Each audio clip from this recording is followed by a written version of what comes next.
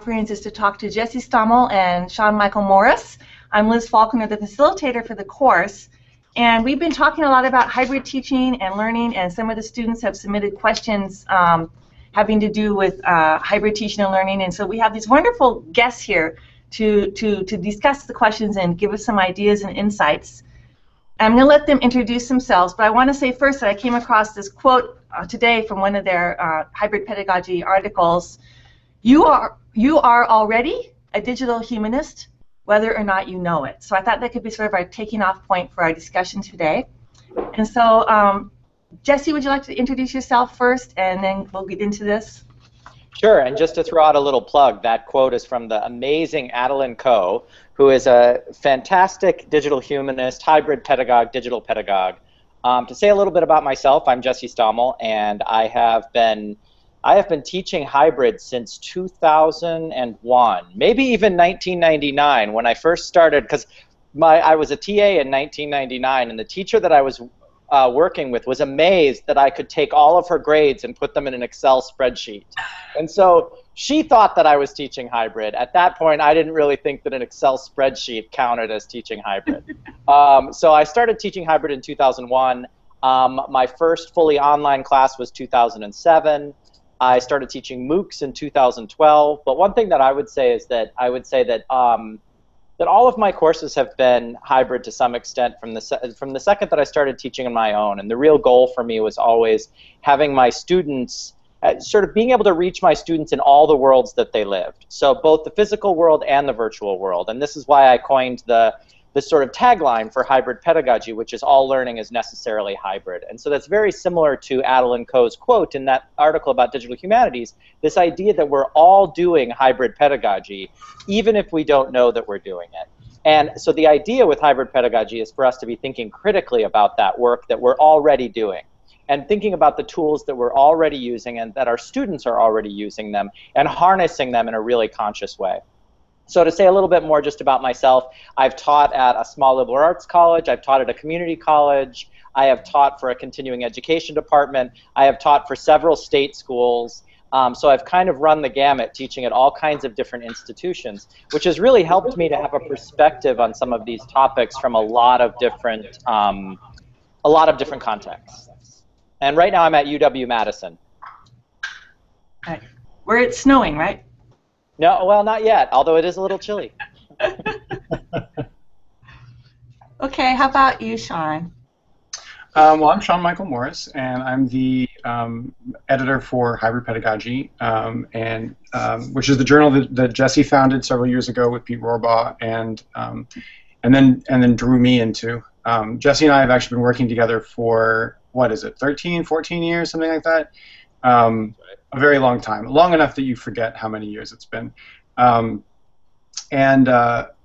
actually, one of the reasons why I was really drawn into hybrid pedagogy and the ideas of hybrid pedagogy was that Jesse sort of broke it down, and so that it wasn't just about like blended learning. It wasn't just about online and on-ground learning and the sort of mix of those two things.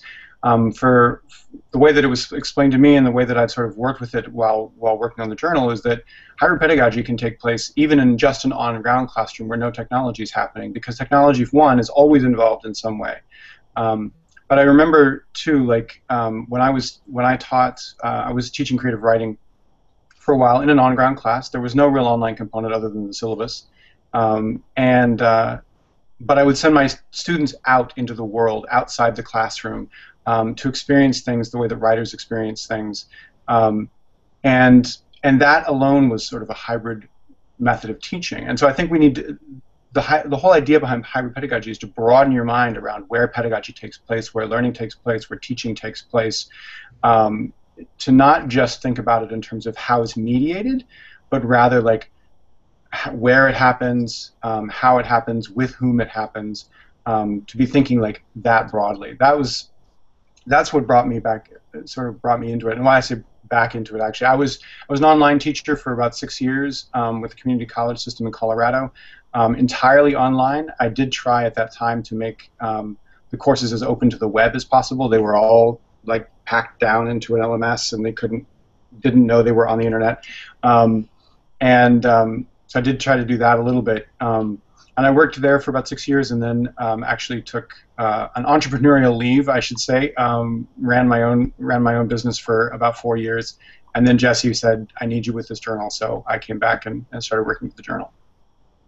Oh, wonderful, wonderful journey. Really, really interesting to hear. And I think the Canvas network and the Canvas platform that many of the community colleges and colleges now in Washington State and even further in the United States now are using really encourages that beyond this LMS, but going beyond that and connecting with Google Docs and all that sort of thing too. So everything's changing with that. So really interesting to hear. Mm-hmm. So we have a question from Heather Van Louis. What are some challenges you experienced with your first hybrid course, since we're going back and talking about our first experiences? What are some things that you feel are challenging about the hybrid experience as a teacher? I think a challenge for me, and this is something, this kind of dovetails on what Sean was talking about this learning that's happening in multiple places. I think a challenge for me is to find activities or find ways of thinking about the course and what we're doing in the course that allow stuff to happen in multiple places simultaneously. So it's not just we're going to do some of this work online, and then we're going to do some of this work face-to-face. But that things are happening and that both spaces are lively simultaneously, and those spaces are feeding into one another. What's happening in one space fuels the conversation that's happening in the other, and vice versa. And I think that that's a challenge. It's a challenge to not think I'm going to create some activities that are going to leverage this networked space and some activities that are going to leverage the face-to-face space, but thinking about how we can create activities that are simultaneously leveraging both. That was a little bit of an abstract answer to that question. I'll let Sean jump in, and I'll sort of mull over some of the more practical answers. So I'm always very interested in, and often very concerned about the teacher, the poor teacher who's trying to make this thing happen. And I recognize that in hybrid courses, I think one of the biggest challenges is the sort of cognitive chaos that can take place in your own mind while you're trying to bring all these things together. And how do you grade this, and how do you deal with that, and how do you know they're learning? Those sorts of questions come up all the time when we're talking with teachers. And I think that I would encourage people to recognize that a hybrid class at this time, hybridity is still very new and very ripe with chaos. There's a lot that goes on, and I think you have to embrace that. You have to be willing to let that be in the room, and not, if you really are bent on assessing everything, maybe just step back and assess 50% of the things, and let the rest of it be kind of chaotic, and let the rest of it be a different kind of learning experience, and maybe sort of learn new ways to assess that. How can you tell? Can you get student feedback? Can you have conversations, dialogue? Can you assess that way? So to try to embrace that chaos, I think, is really important. Yeah, I think that's a really great point, thinking about not starting with, well, how am I going to assess this activity I'm creating, but starting with, how is the activity valuable? And then once you've created it, sometimes even after you've done it, thinking about how you might assess it. I find a lot of teachers think about these great ideas, but then they stop themselves because they think, well, I don't know how I would assess that. I think perfectly fine in any class to have a lot of activities, maybe even more than 50% of the activities that aren't assessed. And when you think about that, when you think about how much we do in a class, and think about how much we actually assess, it's a very small portion of what we're doing in a class that is assessed. And so I think that there's a way in which we start to create these online activities or these hybrid activities, and we immediately go to assessment, but we're not doing that in our face-to-face interactions with our students. And it's one of the problems that I've just found with online learning in general, is that students become columns in a spreadsheet rather than the organic people and whom which we have organic relationships with in the classroom. For example, when I chit-chat with my students in the moments right before class starts, and that blurs into the beginning of the class, I'm not assessing that. And in fact, I'm not even assessing it in my own brain. I'm having a relationship with the people. I'm being with them in the room. So how can we have the bulk of what we do online also be being with them in the room, and not activities that are graded, assessed, coded, have numerical values put to them, that sort of thing. So to go back to my sort of thinking about what practical thing I experienced when I first started to go hybrid, so to speak. And I was doing this when I first started teaching, so I don't actually know face-to-face teaching without it being hybrid. One thing that I encountered early on was this sort of ambition to do much more than I could actually handle, think about, reflect upon. I'm a big proponent of anything that you do pedagogically, you should also be reflecting on and thinking about, and it should be a recursive. Pedagogy should always be recursive. I do something and then I think about it and reflect upon it. And I think when we take on too many new things, we don't give ourselves time and space to reflect upon what we're doing. And so I mean, I guess a little piece of advice is to do one thing, to do two things, and then to have that iterate over the course of a series of classes. Yeah, and I think there's a tendency to, they talk about this with hybrid classes, it's a tendency to make a class and a half, because you've got the time with them, and then you've got things they're going to assign them, and then you kind of go, it kind of gets out of control. So to make sure you're conscious of not, you know, overburdening yourself and your students with too many things is really an important little thing to be paying attention to. I love the phrase "bright with chaos." That's great, because I think that teachers having to relax a little bit on feeling like they have to, everything has to be perfect. We want everything to be perfect all the time, you know, and it's hard to let go of that and then just kind of embrace it and say, well, this is what's happening, and I'm going to change my mind here, or we're going to go this direction now if I have to change it. You know, that's okay. You can do that, even in courses, I think. Yeah, well, and so much of that can be. Oh, sorry. I was just going to say something brief. Perfect isn't good for learning. We learn when something in our brain is broken. We learn when we're confused, distracted. When we fail, we learn, because then we figure out how to do it differently next time, or even on the fly, we figure out how to navigate the confusion, navigate the pain, navigate the chaos, navigate the failure. Well, and I also advocate for, you know, and Jesse and I both advocate for teachers stepping away from the podium, if you will, and abdicating authority. And when the classroom is more chaotic, that actually gives you the opportunity to make it more student-centered and to make it more collaborative learning experience for everyone involved. Because you can actually turn to the students. What are you learning? What's working? What's not working? What would you do in this situation? What's going to work for you? And actually begin to have that conversation. You're going to learn more about teaching, and you're going to learn more about learning that way. And also then the students are automatically much more invested in their own learning process.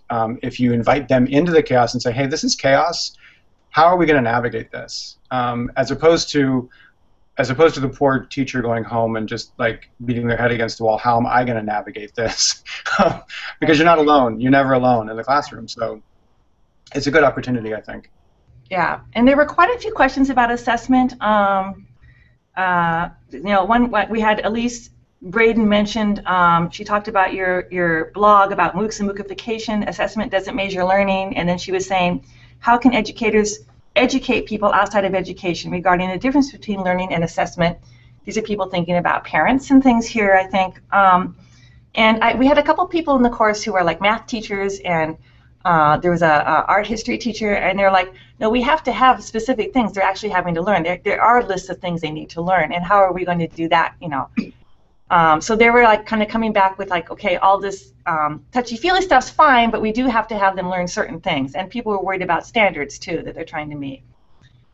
So there's a lot of pressure on teachers, I think they feel, about things like that too. Yeah, this is the wrong one. I'm about to share in the chat a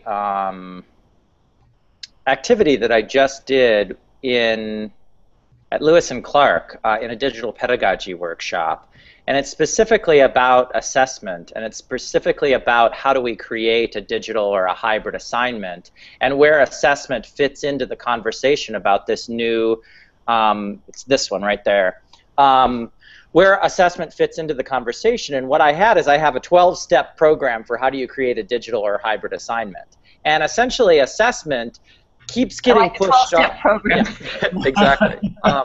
And you're welcome to share that with the folks in your course. But what I did in this particular prompt is assessment kept getting pushed off. And assessment isn't actually, assessment ends up being step 10, or what we normally think of as assessment, like external assessment strategies. And part of my goal with that is to get this idea across that assessment has to rise organically from the activities that we're doing and not the other way around. We don't build our activities or build our courses in order so that they can be easily assessed. We build a course or an activity or have a learning experience, and then we devise assessment strategies. And I think that those, when in doubt, those assessment strategies, the assessment should be built into the activity itself.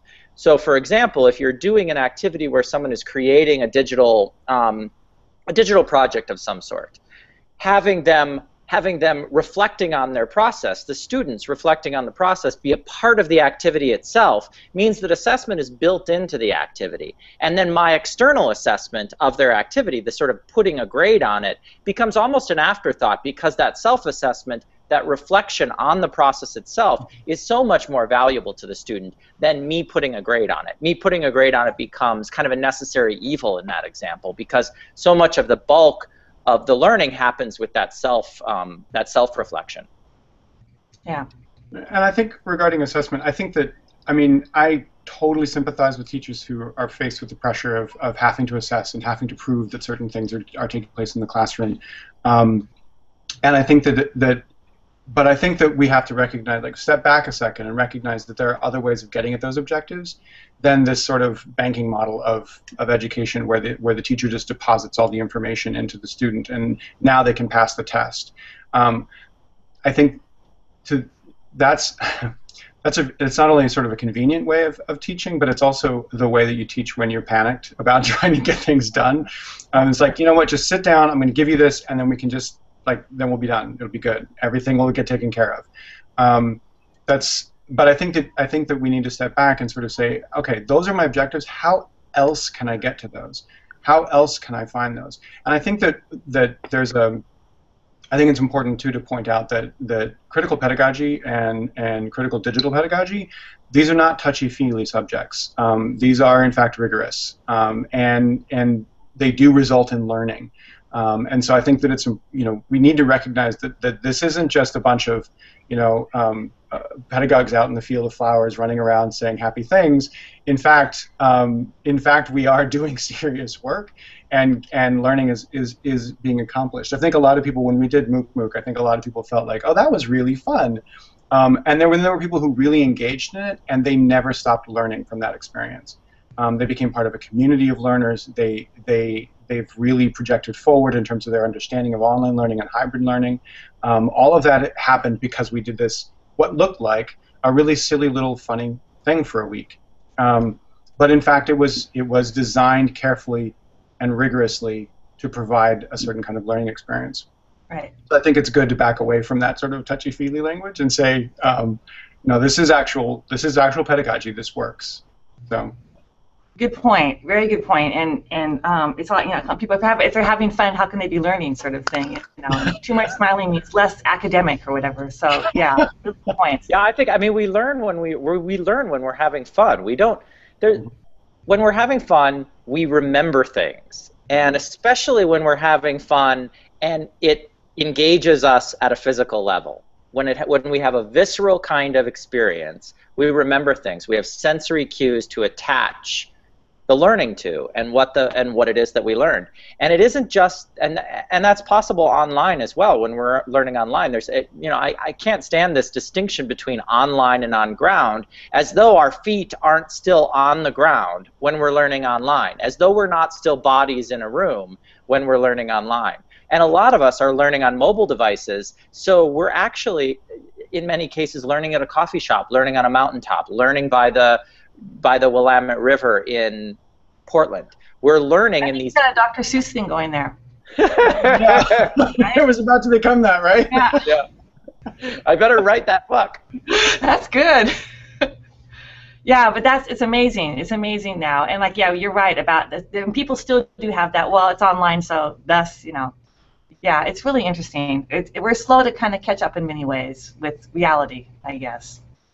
But I think the next generation, the people who are in junior high now, it's all going to be so natural for them. Oh yeah, my high schooler was using Google Docs before I was, so Uh-huh. yeah, they're already learning in hybrid ways. Yeah. And I Yeah. think that that's a good point, that it's going to be natural for them. They're not, I mean, there's a way in which they won't necessarily be able to reflect on it. That's something that they will learn over time.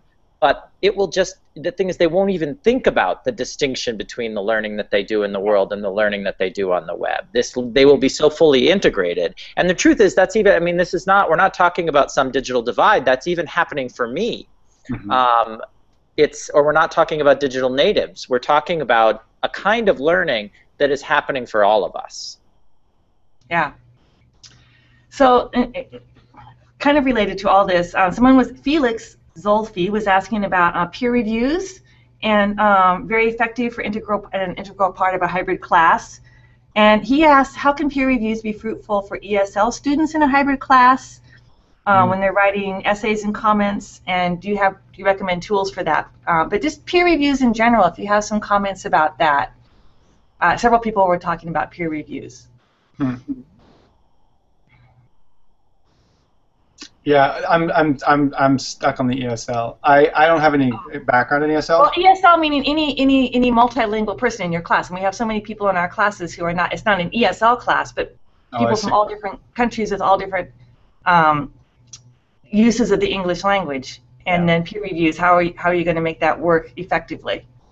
One thing I often do is I use a lot of close reading and also close analysis of each other's work, so that you're actually getting down to the sentence level, but not getting down to the sentence level to talk about things like grammar rules or punctuation, but actually getting down to the sentence level to talk about meaning and how words make meaning. And I actually think that there are quite a few digital tools that will actually help with that. Twitter, for example, the 140 character limit forces us to be very concise, and I teach something called the Twitter essay, where students are writing micro essays that have an argument and that support that argument with evidence, and they're doing it in 140 characters. And there's a way in which that forces us all to look at language and look at specifically how words make meaning. And that activity worked really well when I taught a class that had a mixture of ESL students and native English speakers. Multilingual students, yeah. Yeah, that's a really great idea. And I've done a similar thing with making infographics, which also force you to, what do I want to say? How I have to reduce it down to the main things I want to say, and then making it into an infographic. Can also, I mean, I use infographics as a teacher, and I realize when I'm using them, it helps me to really think about what the seed of what I want to say is there. So, or even thinking about what we do on hybrid pedagogy, where we have an image paired with each article on hybrid pedagogy, and we're very careful about what that image is and how that image is in conversation with the article itself. There's a way in which that image becomes another language register that we're using. And maybe doing an activity like that where you have students say, take this article by your classmate and pick a single image that represents that, and then describe why you've chose the image that you have. That then has them thinking at a visual register. That's really nice. Yeah, we do it in the course itself that we have. We're doing a one-word introduction, one word, what's your quality that you feel makes you a good teacher, and putting an image in to represent that quality with just a few sentences about it. Nice. And people are finding amazing images. There's a couple that are, there's dandelions coming out of a crack in a sidewalk, like, okay, just that, determination sort of thing, and lots of great images that you wouldn't expect to describe with their U-Haul, where someone had to go all around. They were raised all around the country. That those are the things that make them strong, So I love that. It's really great to see. So having a student pair an image with someone else's words would be that would be so fun. And so that's cool. Yeah. Sean, were you going to say something? No, actually, I'm gonna hold off on that one. I mean, we recently had a conversation with and there was a resulting article on hybrid pedagogy with a teacher who teaches in China, in China, and just talking about the ways that especially MOOCs, because they are so sort of global, because anyone can take them, and so you end up with people who don't speak English at least fluently in those courses. And some people are there to practice their English. You know, Yeah, that's why they come. practice their English. But I also there was an interesting moment when we were talking when I was talking with him about trying to decentralize the English language in a MOOC to basically say, okay, don't make that one the language that's important. Like, make all of them sort of democratize the idea of language, so that everyone has to try to figure out commonalities, ways of getting across. And this this came out of a discussion of the way that his students, their grammar is essentially different from English grammar. And so when it translates over into English, the grammar is kind of different looking, right? And we're all familiar with some of these ways that language doesn't quite translate. Mm-hmm.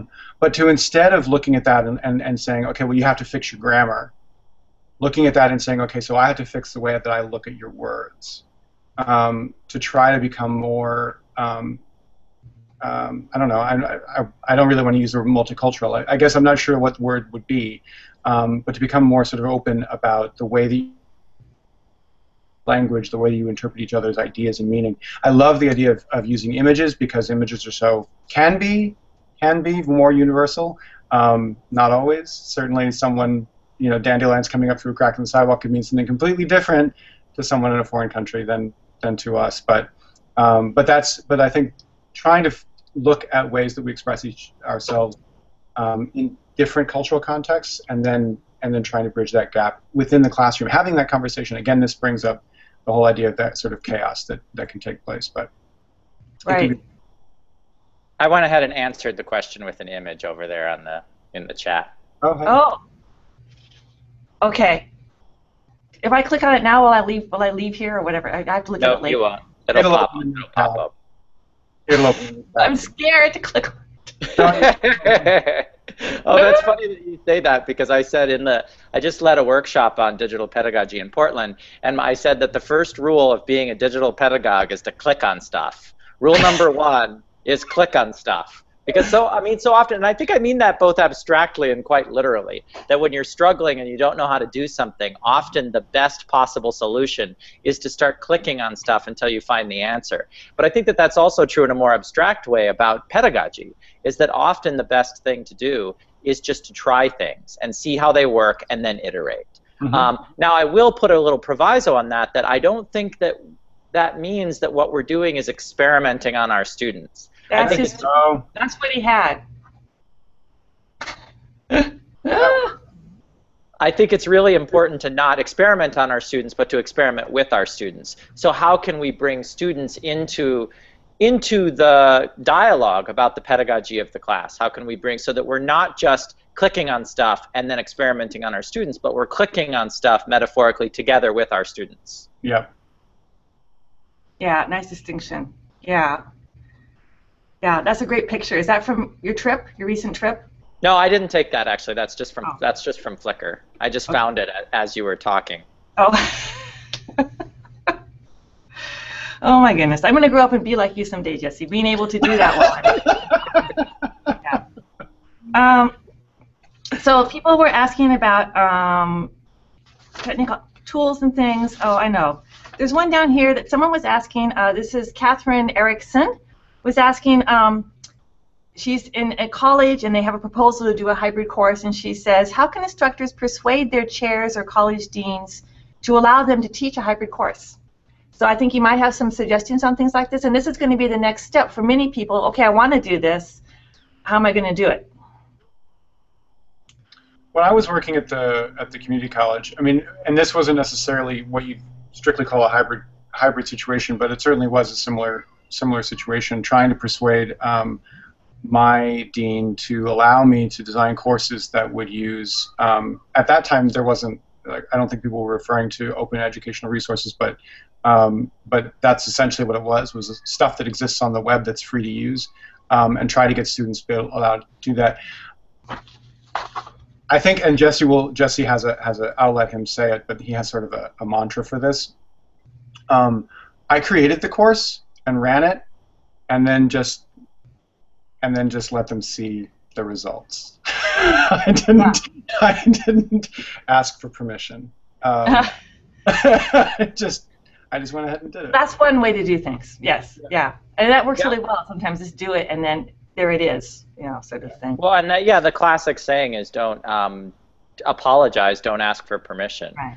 And I think that that's really important, and it's not, it isn't even subterfuge. I mean, there's a way in which it's subterfuge, but people can't understand something until they can actually see what it looks like. Right. I mean, sure, they can understand it, but to try and get something to move forward at an administrative level, you actually have to have pilots. You have to be able to pilot it, show how it works, show where it works, show when it works.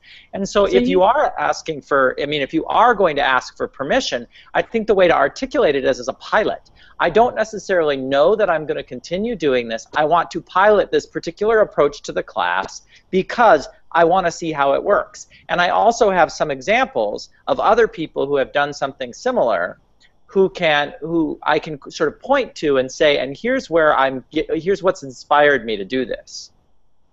Yeah, great advice. That's a really good idea. Just that magic phrase.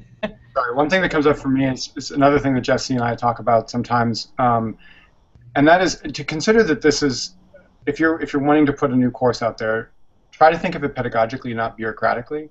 So look at your chair, your dean, as potential students, as potential learners about this thing that you're doing, and approach them that way.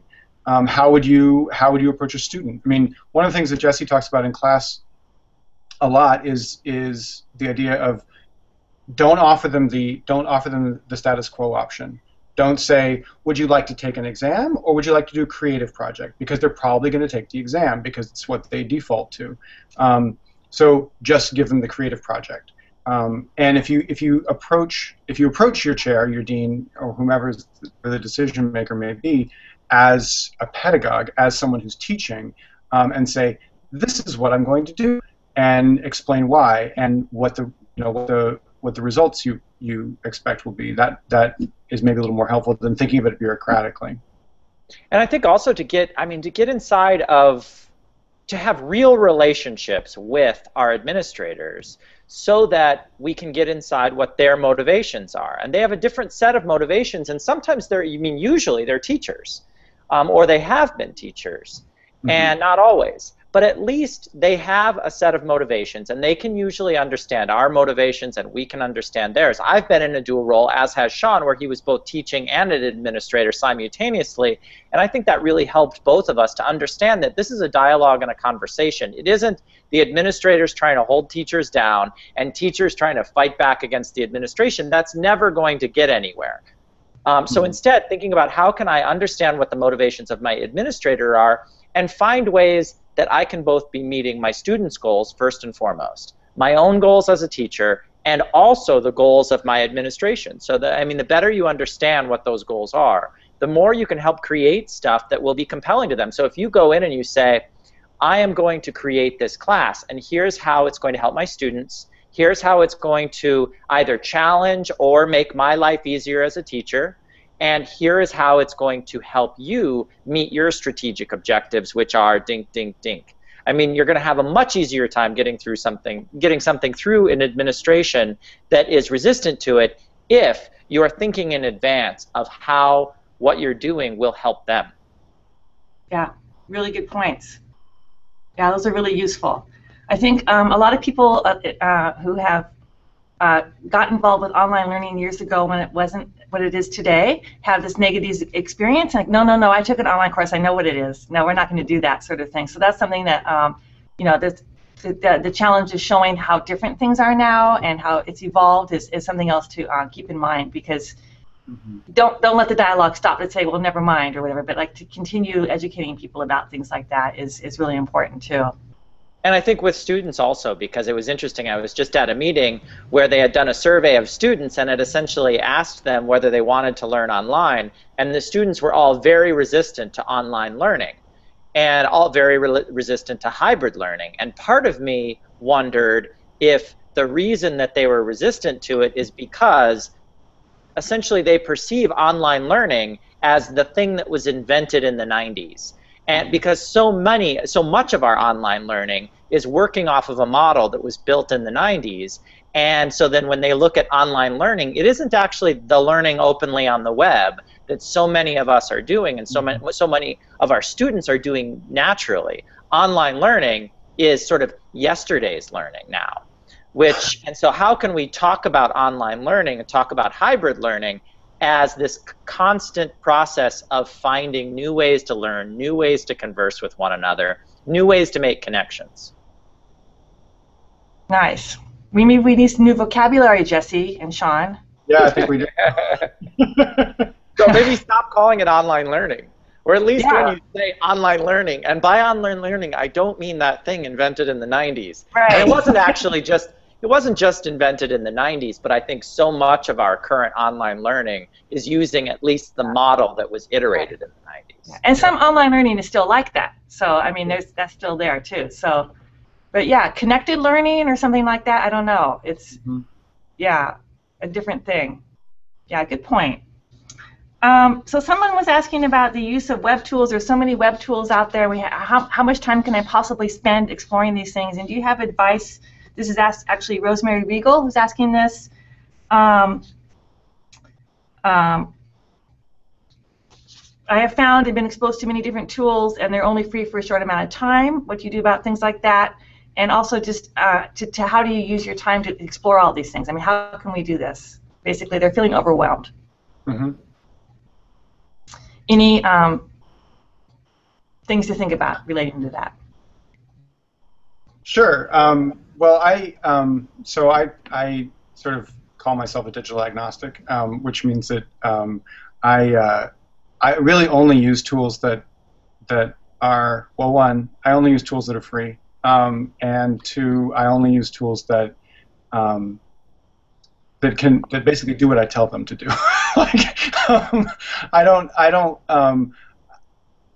I've seen lots of different tools. There are actually a lot of tools that Jesse's introduced me to that seem really cool and fascinating and stuff, but it would take a switch in my brain to figure out how to use them, and at that point I'm like, yeah, I'm not, technology isn't something that how do I say this? I don't want to be subject to it. I would want it to be subject to me. It's just a tool. And so if I can't use it easily, then I don't want to use it. And that may sound lazy, but it also keeps me productive, and it keeps me able to streamline my work and not get bogged down with exploring so many possibilities.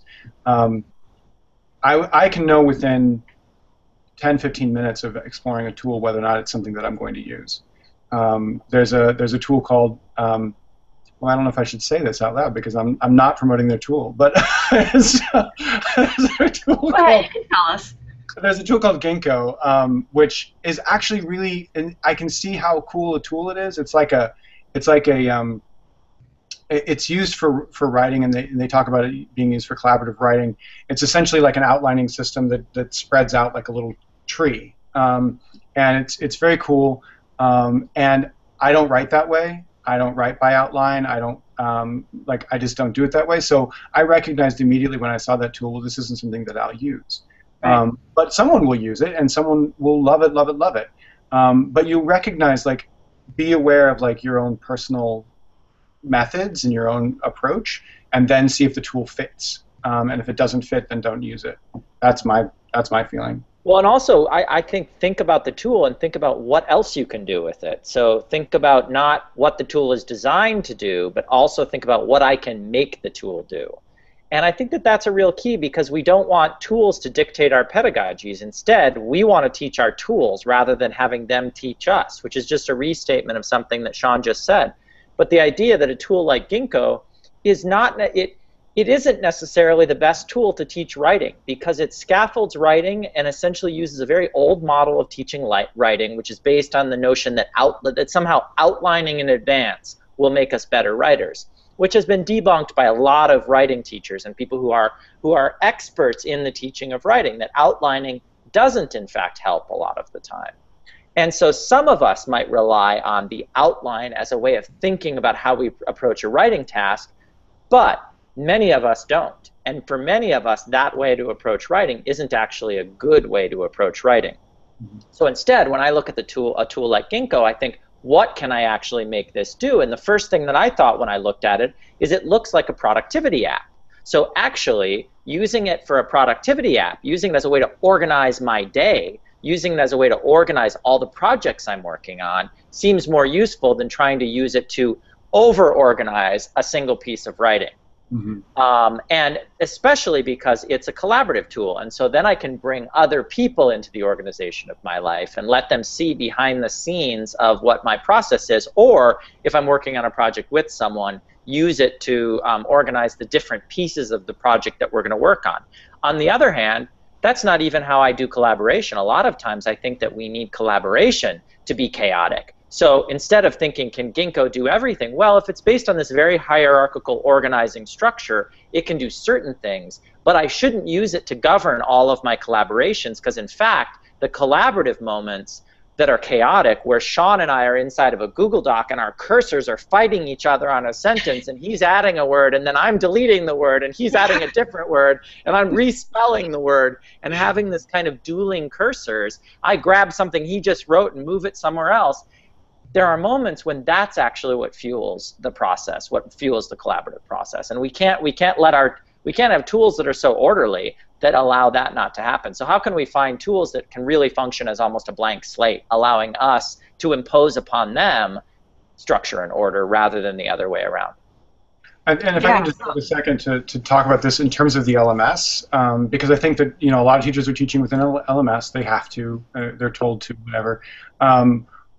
I think that being discerning about what aspects of an LMS you want to use is really important. One of the reasons why we used Canvas for MOOC was because we could pick and choose which of those tools we were going to use. And Jesse and I went through a discerning process very, very quickly, going through we've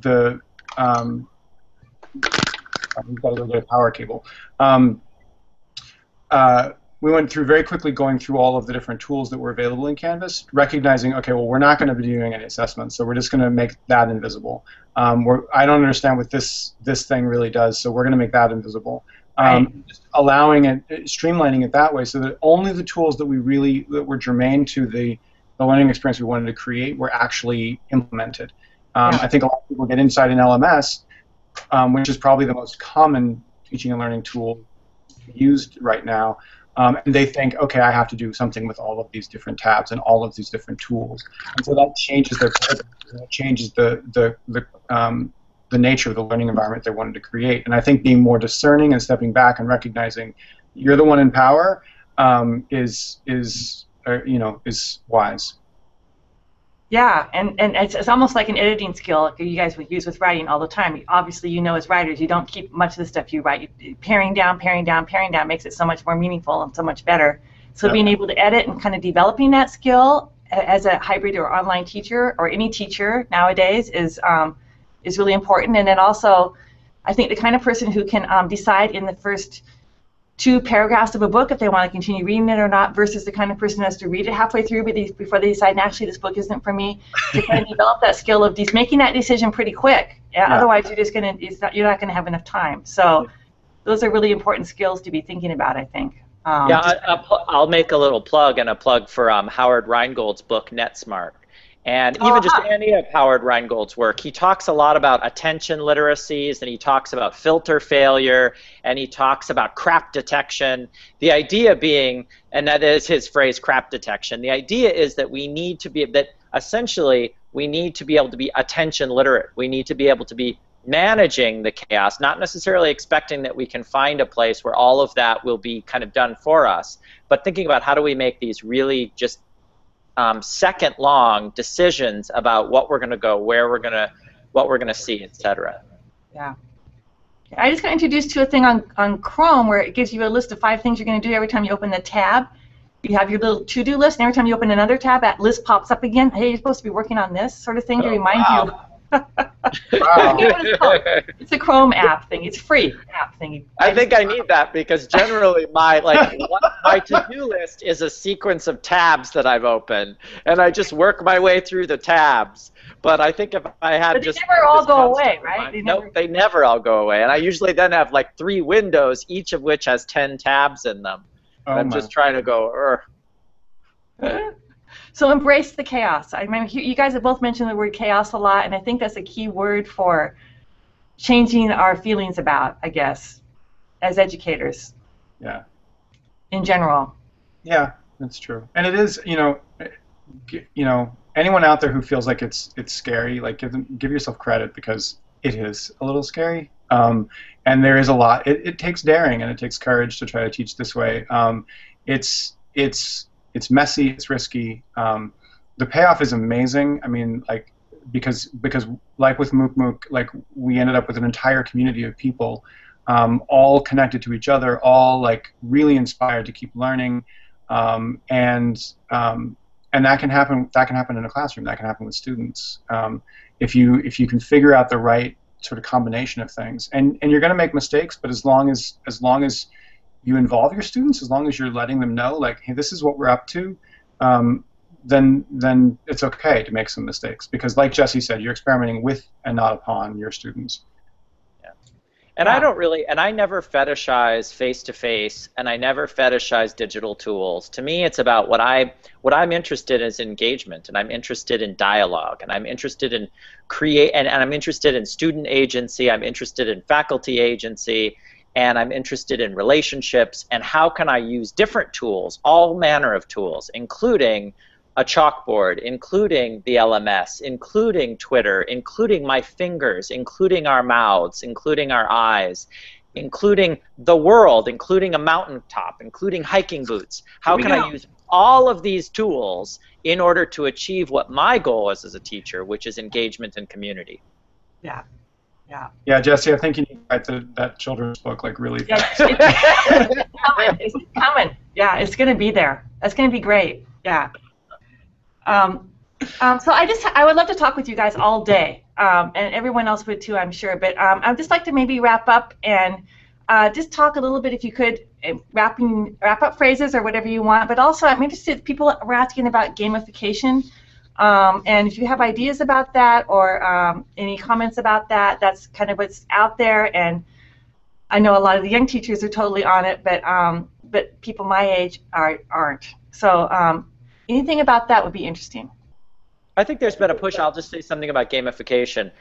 There's been a pushback on the word gamification, and the idea that if we just put a scoreboard and we just put little thumbs up and thumbs down, if we put these game elements into learning, that actually in some ways can cheapen the learning and make the learning more about sort of orderly, quantitative goals and outcomes. But can we think about how to actually model in our learning what we do in games? And what we do in games is we don't have points and a scoreboard. That's not what a game is about. A game, we don't have buttons we press, and we don't have iterative, constant things that are happening in order to keep us pressing a button. Those are not the parts of learning that I actually want to emulate. The part of games that I want to emulate is play, is discovery, is finding yourself in a world and figuring out what to do in that world. That sort of exploration. I mean, these are the parts of games. Or when you get a new board game, you spread out all the pieces and you think about them, and you think about how they interact and what you can do with them and what kinds of,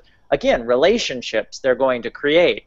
So games, play, exploration, all good. And then, but maybe pushing back on this idea that we don't necessarily need to have a scoreboard on something in order for it to be motivating. Yeah, I would agree with that. I also, how many times have we sat down to a new board game and with a friend or whatever, and the friend says, "It's better if we just start playing, because it will, you'll understand it as we start to go," because no one likes to read the rule book. So thinking about it that way, in terms of like learning will explain itself as you go. Like don't worry too much about the rule book. Like get going on it. Gamification is, to me, I agree with Jesse, like it isn't just about taking components of a game, of what a game looks like, and putting it in the classroom. That doesn't necessarily gamify anything. I don't think you should try to play, I don't think you should gamify at all if you're not a gamer. Like if you haven't been there playing games and you don't understand like the appeal or how invested you can get into a game. The truth is that I had a conversation with Sebastian Thrun once when he said that he wanted learning to be as as interesting and as compelling as oh shoot, Angry Birds. Yeah. Oh. I was going to say Tiny Birds, and I couldn't think of what the thing was. Angry Birds. Because millions of people play that game, right? And they will play it for hours and hours and hours and hours, and it's repetitive, but they'll do it. And why? Like, what is it that draws them to it? Is it and why can't we make learning do that? Why can't we make learning that interesting that someone would kind of always want to be doing it? Right. And I think that's where gamification really has its potential, is by looking at learning as something that incorporates play, that incorporates potentially collaboration, maybe competition with yourself. I don't know. The idea of leveling up, I mean, is really important to a lot of games. That sort of thing, like how do we incorporate that sort of thing into learning so that people want to learn and they want to achieve, as opposed to sort of being told you have to achieve or else. And if we can look at something like Angry Birds and look beyond the surface level elements of the game that are making that game work. So the game uses a variable reinforcement schedule just like slot machines. It's sort of this addictive button pushing quality. It's iterative, so you do the same task over and over again until you get it right. All of those things keep us engaged in the game. But actually I think that the reason why Angry Birds was such a success was the community that developed around it, the people helping each other work through levels, the community elements, the plush toys that they've been selling, the stickers that people have, the sort of notion that sort of different people are engaged inside of that game in different ways and having conversations about it. So in a way, for me, the thing that made the game successful was the water cooler talk, the sort of community that developed around the game. And so can we sort of look past what those immediate expectations are of how games work and think about, well, what are the deeper underlying things in a game like Angry Birds that are helping it work? Good point. Yeah, I never played it. Learning needs plush toys. I guess I'm thinking about lots of different ways, and like also, if Angry Birds was about math problems, it might not have been quite as popular. But you know, I mean, still, all the elements you're talking about are really important. And also, I think it is about physics, though. Our culture has this real thing about American culture, like this is fun, this is work, and that the two things can't be combined. You know, so if that's another problem we have, I think, with learning, that's in the work category. You know, so if we can just start thinking it as more like, no, it's actually kind of fun. Maybe you might want to spend more time doing that just for yourself. You know. Yeah. Well, the thing is that there is a way in which Angry Birds, to stick with that, is a math problem. Oh, okay. And it also, because it's a geometry, it relies on some really elaborate geometry in order to make itself work, and it also has some pretty complex physics. So there is a way in which we can see past our initial expectations. Oh, that's just a game, that's just play, and say, well, what's really happening here? Mm-hmm. You walk into a class, and if you came into my face-to-face class, people might be running around like crazy, and you don't even know what they're doing. You don't even know who the teacher is, and I mean, that to me is ideal. And so you might at first say, well, this is just a party. But you might sit there and look closer and say, well, actually, wait, there's something happening here that does happen at parties, but that is the part of a party. I mean, you think about a cocktail party. A cocktail party there's a lot of deep learning at a cocktail party, the way people cluster into groups, and then they'll fragment off, and a new cluster will form. Some things that are conveyed in this first cluster will be then reconveyed in the second cluster, and then it will change. More will be added to it. So there's a way in which a cocktail, like a coffee party. What's a coffee party? I want one of those. I need one of those right now. A cocktail party is a learning environment. And so if a classroom looks like a cocktail party, that might not be a bad thing, but then what's actually happening? How can I observe it to sort of see how that space is working? Good point, Jesse. Maybe I'll try and play it.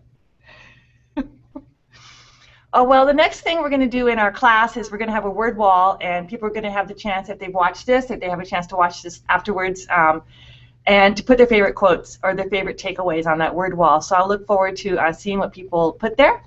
And I'm so glad you guys were able to join us, and this is a really, really important part of the course, and it'll be out on YouTube afterwards as well. So I think your points you're making are so wonderful, and I'm so happy to have you here. Thank you so much. Yeah, thank you. It was really great to hang out with you again. Yeah, it's great. Thank you very much. Appreciate it. Yeah.